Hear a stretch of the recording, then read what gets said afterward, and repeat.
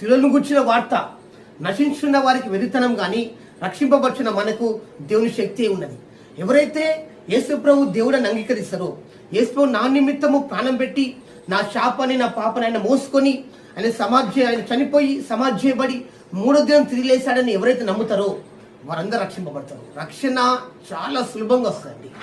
మనం రక్షింపబడ్డానికి మనం ఏదో గుట్టలెక్క అవసరం లేదు, ఇంకేమో చేయవలసిన అవసరం లేదు. చాలా సులభంగా నీకు నాకు రక్షణ కలుగుతుంది. కాబట్టి యేసు ప్రభు ఆయనకు కాడి సులువైనది, ఆయన భారం తేలికైనది. ఆయన సులువుగా మన మీద సులువైనది పెడతాడు కానీ భారమైనది మన మీద పెట్టేవాడు కాదు. ఆయన కాడి తేలికగా ఉంటుందట. కాబట్టి నన్ను ఎంతగానో ప్రేమిస్తున్నాడు my dear brother and sister.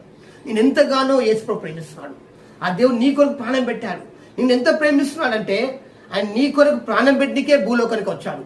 ఆయన ప్రాణం పెట్టడం ద్వారా మనం బ్రతికాము.